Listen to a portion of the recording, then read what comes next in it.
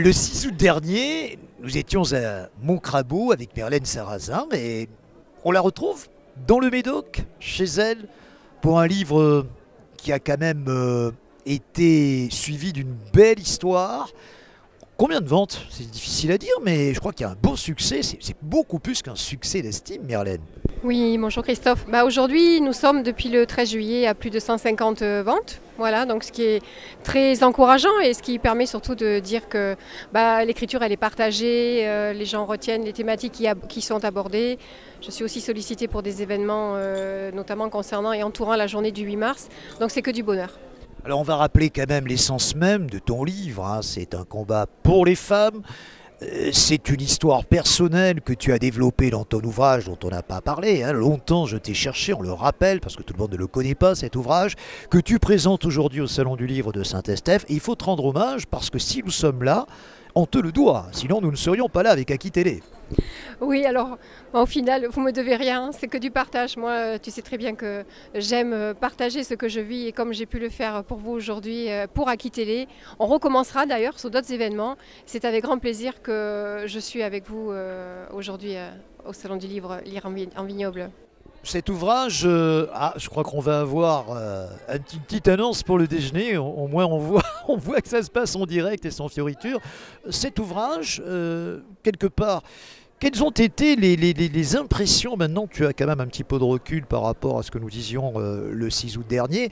Que t'en disent les lecteurs, finalement? Ou les lectrices? Parce que j'imagine que les lectrices sont peut-être aussi nombreuses, voire plus nombreuses que les lecteurs. Oui, tout à fait. Alors, il y a des lecteurs et des lectrices. Les lectrices sont plus nombreuses, mais j'ai été très touchée, notamment d'un témoignage d'un lecteur qui m'a envoyé une lettre de 6 pages en reprenant toutes les grandes lignes de mon livre et en m'indiquant tes mots sont les miens. Voilà, ça m'a beaucoup touchée parce que c'est un homme. Et au final, ce qu'il en ressort, c'est ça donne de l'espoir. Beaucoup d'hommes et de femmes devraient le lire. Ça m'a permis de me redonner de la force. J'ai eu aussi, c'est incroyable comme ça m'a boosté. Enfin voilà, des choses comme ça. Je pense qu'en fait, le message initial que je souhaitais passer, c'est-à-dire l'espoir, il est accueilli comme ça. Et ça, c'est formidable. Tu es parti de l'Espar et tu reviens aux sources, on le disait, un Médoc qui te tient à cœur, chevillé au cœur. C'est tout un symbole que de faire ce salon ici, chez toi. Oui, parce que comme dit l'adage, en tout cas depuis quelques années pour la terre médocaine, la terre que nous envie le monde entier.